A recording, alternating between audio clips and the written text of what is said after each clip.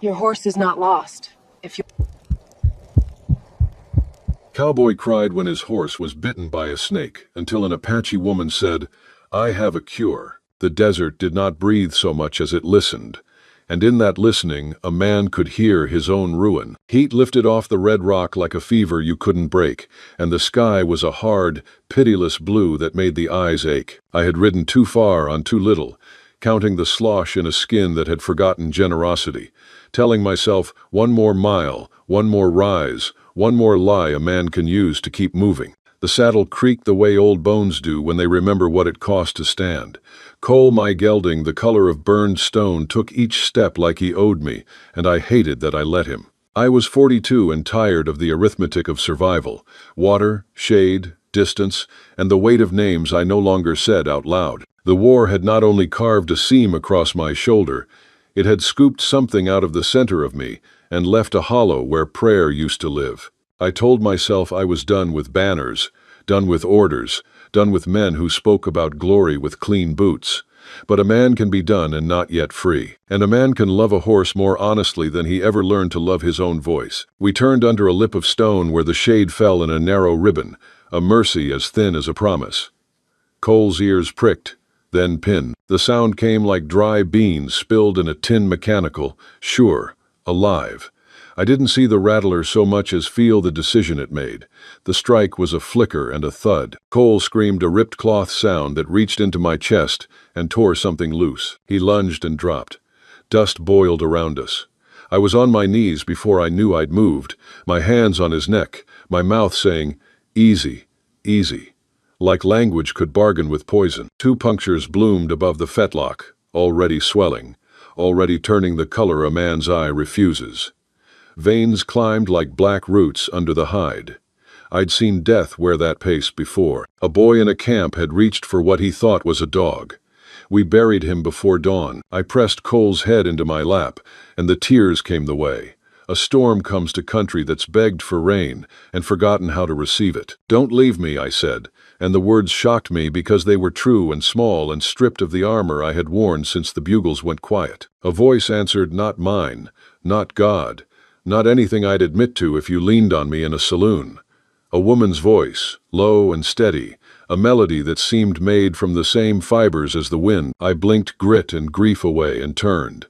She stepped out of the rock shadow, as if she'd been carved there by the same patience that made the mesas. Young, yes, but with the kind of stillness you don't get without burying a teacher and learning to go on. Her hair was braided with bits of color that caught the light. Her dress carried the geometrics of a people who remembered more than the map allowed. She had a pouch across her chest and a gaze that did not flinch from suffering. "Your horse is not lost," she said. "If you believe." Belief and I had been estranged. I'd traded it for habits that didn't argue back.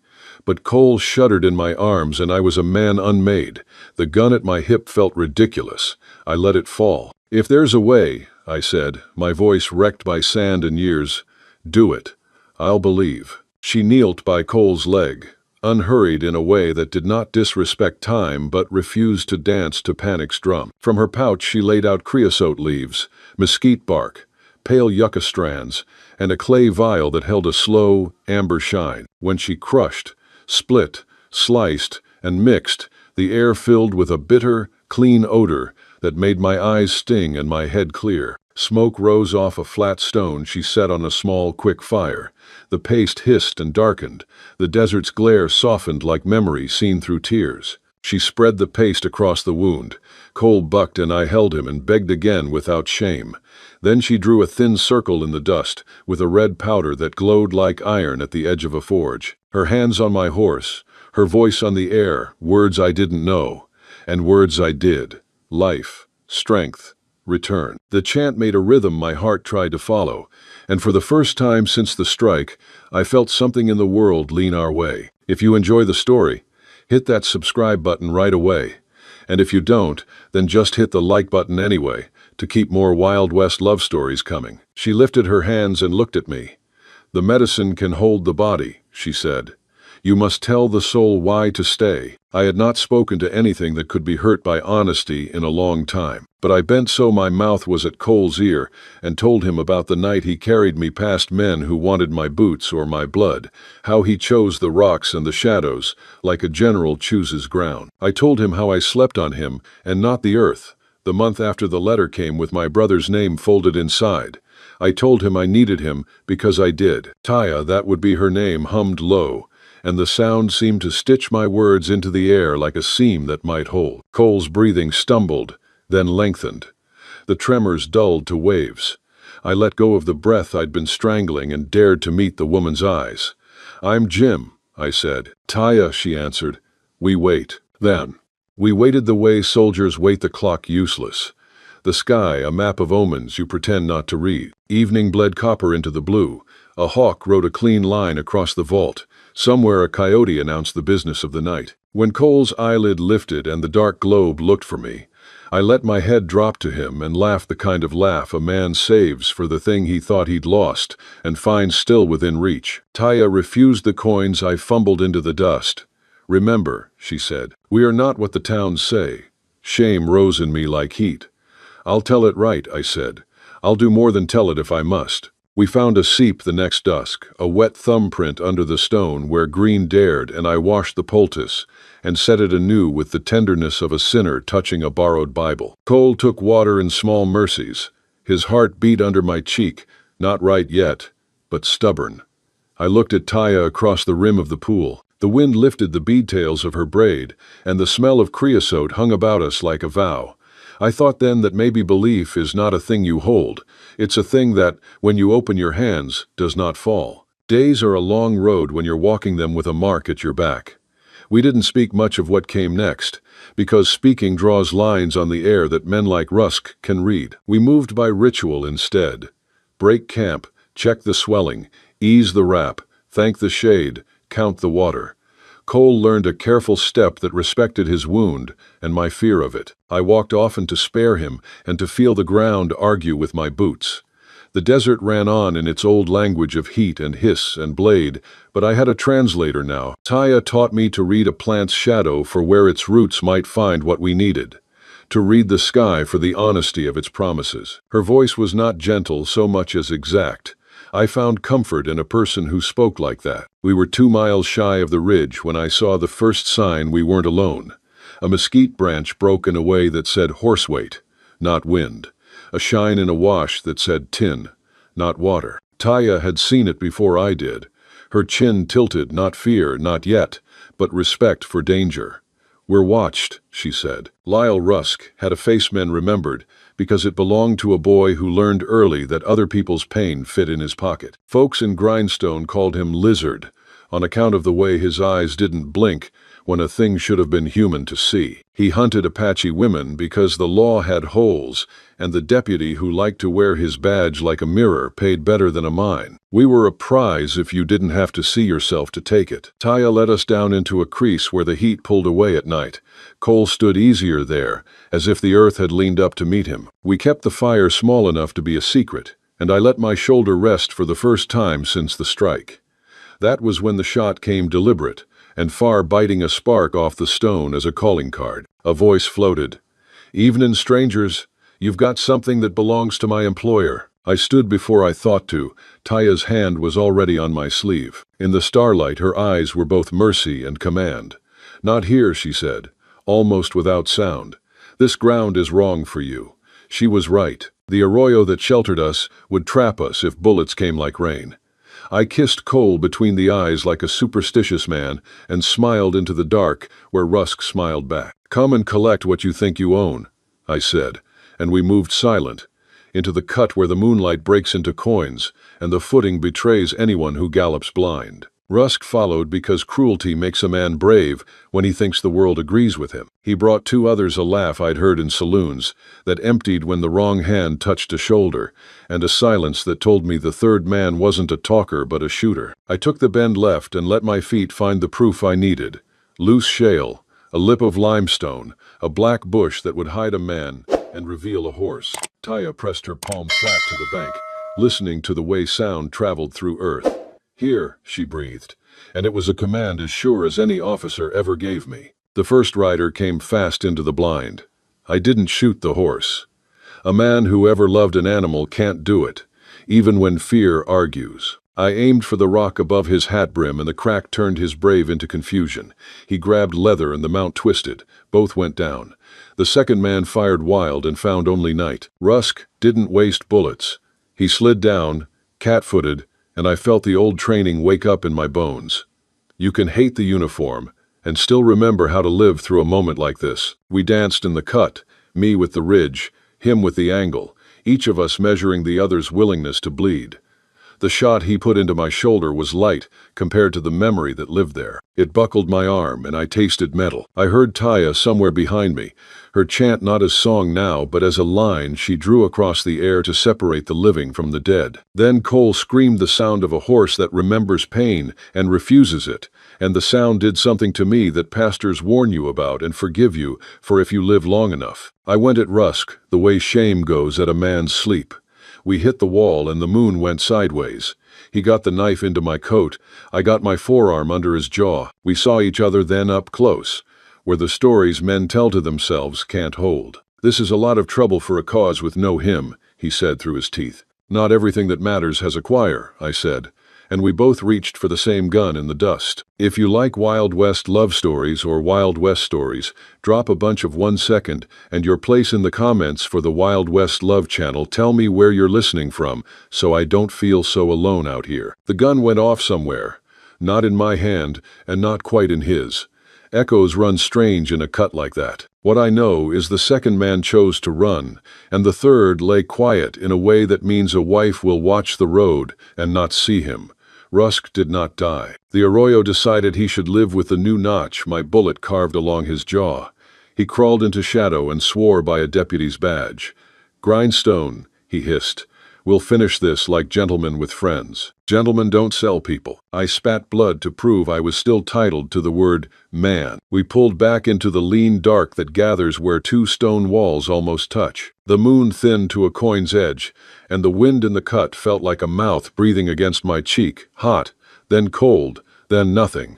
My shoulder burned the way old sins do when a preacher names them. Taya's hand found the place without asking permission. She pressed, not gentle but correct, like someone sounding a bell to be sure it still rang. The pain cleared my head in a hurry. "Hold," she said, and it wasn't a suggestion. I held. Cole stood above us with his front feet planted wide, reading our fear the way a horse reads weather. He snorted at the dust, ears swiveling, a living weather vane for trouble. I laid my good palm against his cannon bone and felt the tremor there, small and steady as a prayer you don't brag about. The poultice on his bad leg had dried into a crust that smelled like the desert after rain, sharp, clean, a word for beginning. Rusk's retreat sounded like a promise he hadn't learned to keep. Gravel skittered. A man cursed the way a boy does when he realizes fists won't finish what his mouth started. Then quiet, the kind that makes you count your breaths to prove the world hasn't ended. We moved at dawn.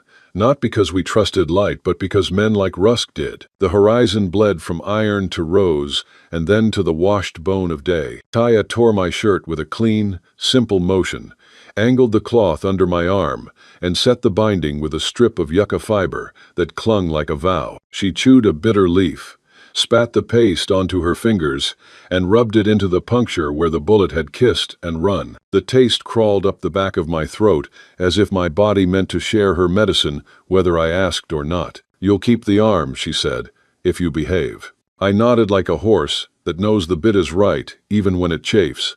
I have misbehaved with less reason and worse outcomes. Under the junipers, while the day tried to remember heat, we sat and let our chests find an honest pace.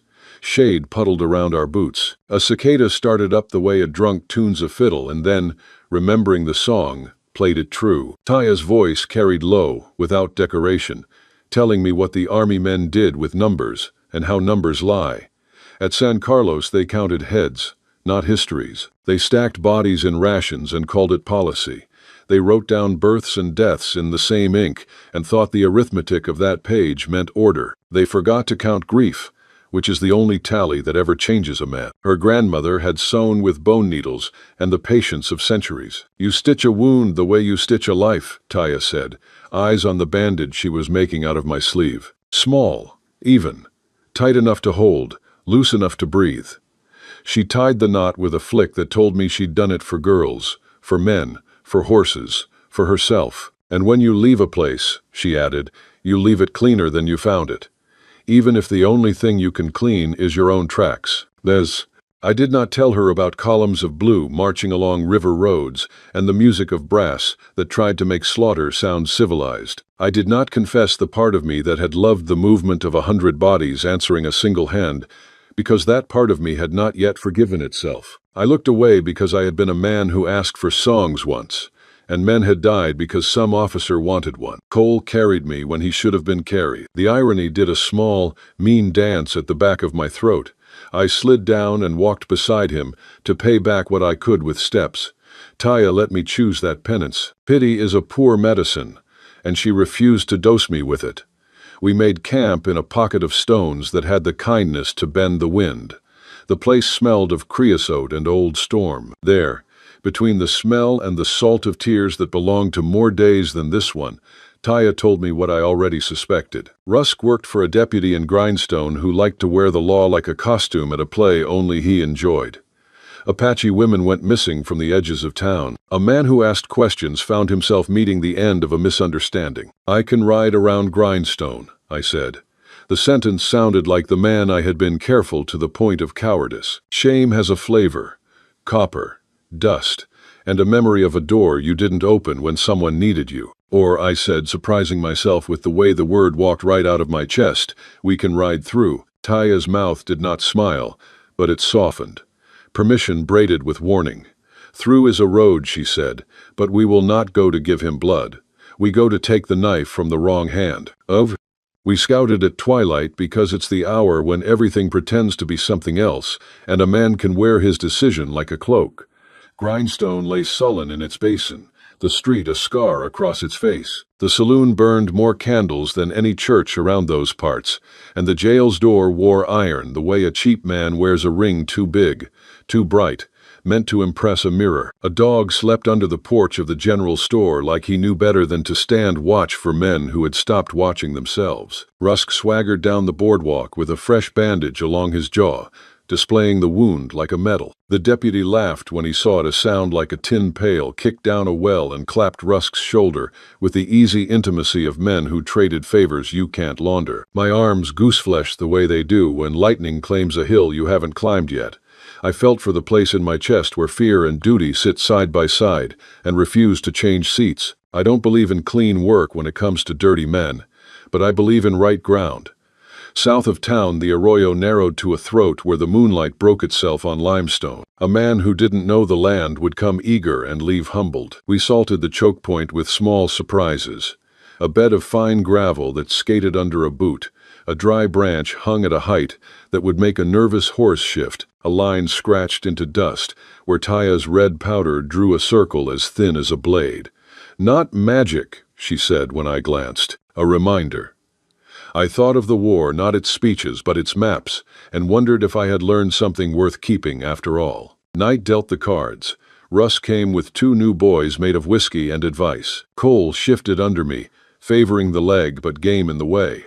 A loyal creature is when he reads your heartbeat and decides to match it. "Easy," I told him, and he flicked an ear, answering like a partner who knew the steps. They entered loud with confidence, which is exactly how a trap likes its guests. Pride does a pretty thing to a wrist. It sends the bullet chasing its own echo. The rock slid where it was meant to. The first shot shaved stars off the rim. I put a round into a dead branch to shower them with splinters that felt like curses if you grew up believing, and like coincidence if you didn't. Taya stepped into moonlight like a word you thought you'd forgotten. The sling I hadn't seen her braid whispered once. The stone kissed the temple of the loud one, and he folded into himself, suddenly out of opinions. The second boy yelled a name that wasn't his own, and ran himself into the powder line.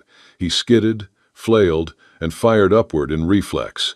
The shot fractured against the rim and came down as rain made of sound. He decided to be a survivor and took off. Bless the ones who know the difference between bravery and stubbornness. They live to teach their son. Rusk found me at the center because we were built to. He grinned through the hurt. You owe me a jaw, he said. And a woman. Lem. I owe you nothing, I told him.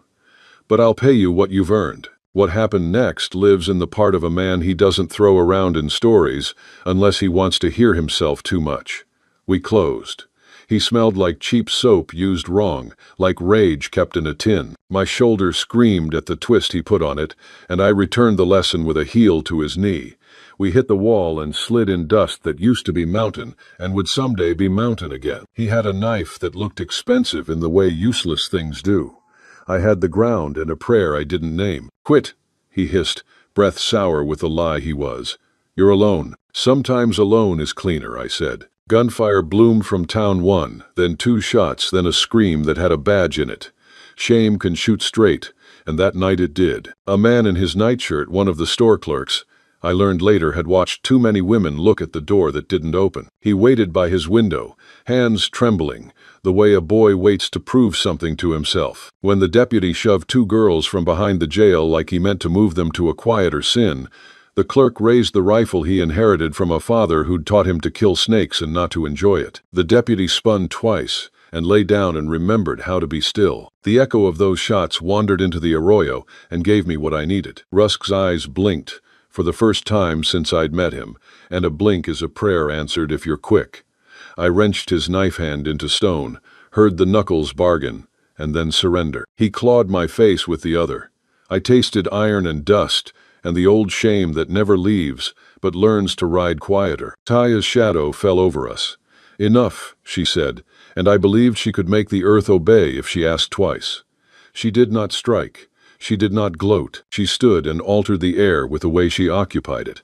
Rusk saw her and called her something that made my blood go hot. I answered him with the closest thing to forgiveness a man like him gets.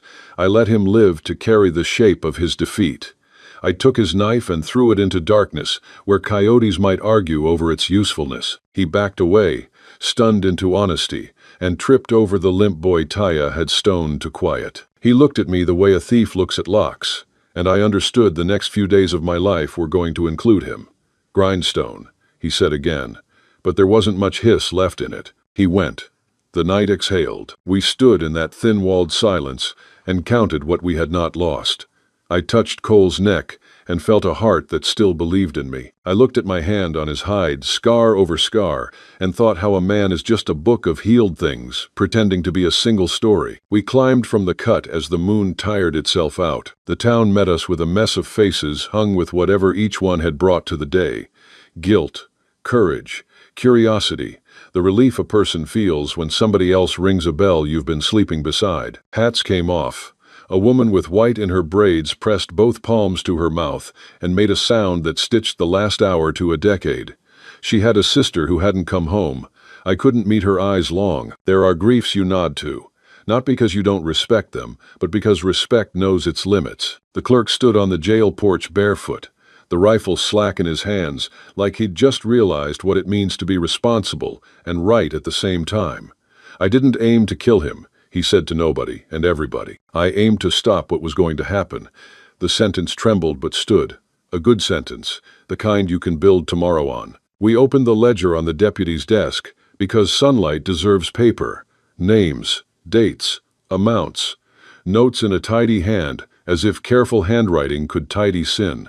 Taya did not touch the book. She looked at faces instead. Clean, she said quietly. Start with the doors. Women moved before men did. They always do when the work is urgent and ordinary. Someone offered me a chair. Another someone offered whiskey. I took neither. The day had a lot of looking to do, and I didn't want to blur it. Cole nosed my shoulder, and I let my hand find the place along his jaw, where a horse likes to be told the world still holds. A boy hovered with a broom like it was a flag. I put my hand on the handle with him, helped him push sawdust and shame into a pile. You sweep what you can, I said, though I wasn't sure if I was talking to him or to the part of me that needed work more than applause. Rusk fell the way a lie falls when you stop feeding it. Not dead. That would have made him a martyr in the mouth of a fool. He fell out of the center of our plans and into the margins where a man can be watched. He would gather himself and gather friends, and we'd meet him again. But not tonight. Tonight the town stepped an inch toward itself, and sometimes an inch is all the world has room for. Taya came to stand beside me in the street, where the dust looked honest for once. The sun pushed gold through the alley, and stopped shy of blessing us, which felt about right. She looked at the children pressed into doorways, at the men blinking like they'd been hauled into mourning by their ears, at the women who did not weep yet because there was work to set in motion. "You left it cleaner," she said. "Not clean," I answered. "Cleaner is how clean begins." Cole shook his mane, the sound like a rope pulled through a dry fist. I laid my palm on his scar and felt the future written there, not doom, not triumph, but a rout. "We'll ride," I told him, "and maybe Taya, and maybe the town, and maybe the boy with the broom. We'll ride the rim and tell it by doing." The church bell rang late, as if ashamed of its timing. Folks looked up and then back down to the ground that needed their feet. We did not stay for speeches. We had a road to take and a knife to remove from any hand that thought it had bought the right to hold it. We did what you do when the light is slant and the day is tired of excuses. We saddled, we nodded, we left the door open for air. Behind us, Grindstone inhaled. Ahead of us, the country opened like a book that might still have a kind ending if the reader earned it. I tightened the cinch and tested my grip on the reins with the ache in my shoulder singing its small, true song. Taya swung into her saddle like dawn climbing rock. We turned south where the arroyo's mouth widened into honest land and rode without speaking, which is a kind of prayer men like me understand best. "Hey there, friend, take a moment and get yourself a full glass of water. It's easy to forget, but staying hydrated is crucial for your health. Also, if you've been sitting for a while, do a quick lap around the room and give your eyes a break from the screen. Your body will thank you." Grindstone found its morning with a hangover. The deputy's office looked smaller with the door open, and the ledgers on the desk telling the truth they'd been trying to hide. Paper never lies for long. It just waits for courage to read it. The ink shone dull and brown where the candle had burned too low the night before. Taya stood in the doorway, her shadow cutting the floor in half, and for the first time that town had to decide which side of it meant to live on. The jail's lock hung broken, not from fury but from finality. A wind came down off the ridge, lifted the smell of stale whiskey, and carried it toward the river, where maybe it would learn to be clean again. A woman at the edge of town who had lost a sister put both hands over her mouth and made a sound that reminded me why a man should keep his promises. It wasn't a sob so much as a remembering, the kind that hurts less than forgetting but more than silence. The street listened. The hammering from the blacksmith's shed stopped. Someone at the saloon door raised a hand to his hat and didn't know whether to take it off or hold it tighter. That's how guilt looks in daylight. A boy with a broom stood like a sentry and then swept because it was the thing his hands could do. The bristles whispered across the plank floor, chasing the same dust that had been collecting lies for years. I watched him, thinking that if every man started with a broom before a gun, we might not run out of clean places to stand. Taya did not bask. She tied her pouch with the same precision she'd used to mix herbs, as if neat knots could hold back the mess the world makes. She nodded once to the women whose eyes met hers eyes that carried both relief and warning, as if they knew healing is only the first half of survival. They didn't speak thanks aloud. That would have been too small a word for what they meant. When Taya turned toward the horses, the crowd gave her the kind of space usually reserved for holy things and graves. Cole stood squared up like the scar on his leg, was a vow he meant to keep visible. Sunlight caught the dark ridge of it, silvering the edge like a medal no one would award. He breathed deep, a sound between a sigh and a challenge, and I felt something in my own chest answer. I touched the place lightly. "We carried worse," I said. He snorted a sound that managed to be both agreement and complaint, the kind of honesty only a horse can afford. The air was still thick with all the words people had been too frightened to say. Doors cracked open, and faces peered out, blinking like they'd forgotten how to meet daylight. The saloon piano struck a few uncertain notes, and then went quiet again, ashamed of its cheer. Grindstone was not redeemed, just awake, and that was enough for one sunrise. We didn't take rewards or thanks. Those belonged to men who came late and wrote the story afterward. We took water, a loaf that tasted of rough flour and effort, and a few nods that tried to be blessings. I cinched the saddle while Taya checked the straps on her pack. The dust around our boots caught the early light, rising in thin golden veils like the breath of something forgiven. Before we mounted, I looked back once. The boy with the broom was still sweeping. The woman still stood by the fence, her hands now lowered, her face pointed east. The church bell tolled once, late and hesitant, as if remembering its purpose. I tipped my hat, not to the town but to the small decencies that had survived it. Then we rode out 2 riders, one horse marked by mercy, the other by will, leaving Grindstone to figure out what kind of dawn it wanted. Behind us, the dust folded shut, like a book at the end of a hard chapter. Ahead, the land opened clean and wide, waiting to see what kind of men we'd be when the next sun found us. If you're watching on TV, don't hesitate, grab your phone and hit subscribe to my channel, so you'll never miss out on our amazing characters. We camped that night where you could see the San Carlos hills turn from blue to forgiving. The fire was small and the stars loud. I wanted to ask Taya to ride with me as if asking could make it right. But there are lines a decent man honors even when his chest aches to cross them. She belongs to a people who have paid enough for other men's needs. So I made a different kind of promise in my throat where words start. I would speak her truth where lies had been cheap. I would be the sort of man a woman like that didn't have to forgive. If you've made it this far, I know you're a true fan of WWL. From the bottom of my heart, I wish your day is filled with health and happiness, and may a little stroke of luck find you in the next 15 minutes. Don't forget to share it with me in the comments. We rose before the sun learned its color. The land smelled of stone that had let go of heat. Coal took my weight like a partner, not a slave. We rode until the light broke open, and the world looked briefly like it might forgive itself. Taya pointed to a ravine I wouldn't have trusted, and said there was water if you believed the way cottonwoods believe. She was right, and faith is sometimes just aligning your judgment with someone who's earned it. I asked her name again because the air felt like it wanted to carry it. Taya Nantan, she said. I said it back, careful with the shape.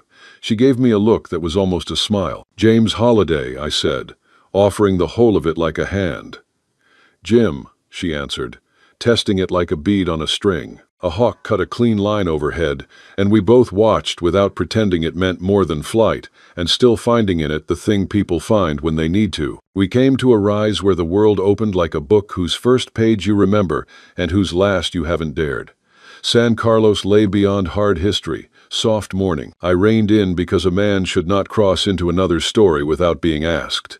Taya stopped too. The wind played the tail of her braid, and the beads caught the sun like truths that don't apologize. This is where we part, she said. It wasn't a question. I figured. I managed. The word was smoke in a throat that had carried too many names the last few days. I'll ride the rim and tell it honest. Tell it by doing, she said. Words are good. Deeds sing longer. We sat the saddles a breath too long. The silence wasn't empty. It was full of things we wouldn't ask of each other. I wanted to say that loneliness is lighter when someone has seen it and not called it weakness. I wanted to thank her for teaching me that honor is a muscle you use or lose. Instead, I touched the brim and then my chest.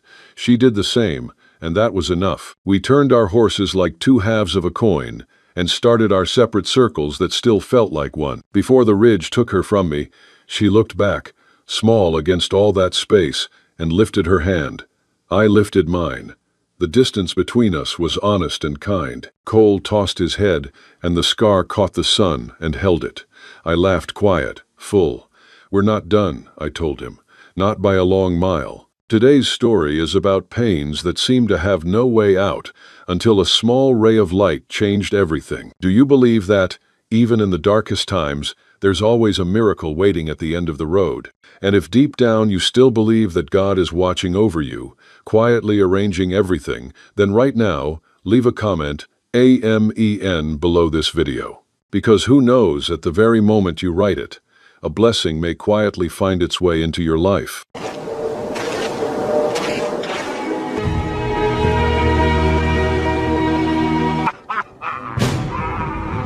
The desert held its breath like a predator that had learned patience. Heat curled off the hardpan in ghostly ribbons, blurring fence posts and far mesas into a single wavering line. By the summer of 1886, I had taught myself to live with that silence, the kind that settles in a man's bones and calls itself home. Dry Creek Ranch was a square of stubborn earth tucked against the Chiricahua foothills, nothing much to look at except to a man who had run out of places to go. My name is Cole Maddox. I used to scout for the Army, and I've got the quiet scars to prove it. A shoulder that drags when the weather turns, a lung that whistles in cold air, and a memory that wakes at the sound of boots in sand. That morning the bucket was half up the well rope when I saw them, two Apache riders on the ridge, straight-backed, no hurry in their hands. Men who ride like that don't come to chat, they come to change your life. The older one dipped his chin and said in slow Spanish, "The chief calls you. He is failing. He wants you now." I didn't ask what kind of failing. The wind already knew. If you enjoy the story, hit that subscribe button right away. And if you don't, then just hit the like button anyway to keep more Wild West love stories coming. We rode east most of the day, the sun dragging us like a mule that never learned kindness. Their camp lay braided along a low run of the San Pedro, fires sending up thin threads of cedar smoke. It quieted when I came through. Children stopped splashing. Old men put a thumb on their knives. A few horses set their ears like they'd smelled an old mistake. I went to the chief's lodge, and time moved slower inside. It smelled of boiled herbs and smoke. Kiatan had been a warrior big as a cottonwood once, a man whose laugh could spook birds off a field. What I saw on that blanket was a spiderweb version of him, thin arms, eyes that hadn't forgot anything. I remembered the first time we met. Winter crossing went bad. His pony went through ice, and I kept his head up till his people dragged us both out blue as the sky. He hadn't owed me anything. Still, he sent venison when it was lean, and word when it could save a man's skin. He studied me now like a gunsmith checks a seer. "You pulled breath for me," he rasped. I did not lose that in the dust. His fingers moved, slow but certain. "When I die, my 2 wives will have no wall but the wind. Take them to your house. Guard them, not as property, as life." The word hung there with the smoke. I kept my eyes on his, because a man should look at the weight he's picking up. "I'll keep them safe," I said. "That's my word." He blinked once in a way I understood, and closed his eyes against the light. He was gone by dawn. The riders who guided me back didn't speak grief with their mouths. It lived in the way they handled their reins. When we topped the bluff above my place, 2 figures already stood at the gate like the land had delivered them. The younger, by a year fine-boned, watchful leather dress, worked with dust-colored beads, hair braided tight, was Naomi. The taller one, Taya, carried herself like a storm you learn to respect, cotton dress, road-worn, and a short knife at her belt. Neither looked down, neither asked permission. I said, "House is cool inside. There's food. 2 rooms unused. Now they're not." They passed me like water around a rock. That first night we ate beans and corn cakes in a quiet that wasn't unfriendly, just unsordid. I fixed the latch, stoked the fire low, and slept with the Winchester leaning casual against the wall by my bed. Habit, not threat, though habit don't care what name you stitch to it. Dawn brought work because days don't halt for a man's new promises. The pump squealed like a hawk with a thorn. Fence on the south run leaned as if it had been listening too hard to the wind. Naomi found the cornmeal and coffee without being told. Taya took the pump handle and learned its stubborn music in 3 strokes. We drank strong and said little. I watched them by not watching how Naomi placed her cup left of her plate, like someone who had learned to make room for a ghost. How Taya checked the gate latch twice with the absent-mindedness of survivors. Out on the south fence I pointed to the earth, and she saw what I saw, soft ground, broken post, the kind of sag that invites a thief. She took the auger when my old shoulders sang wrong and worked it without complaint. By noon, the sun had baked the skin right off our patience. Sweat carved dusty rivers down my arms, turned my shirt to paper, and glued grit in every crease. The air itself was a living thing, humming low like a beast crouched just out of sight. We sat under a mesquite whose pods rattled in the wind, dry and hollow.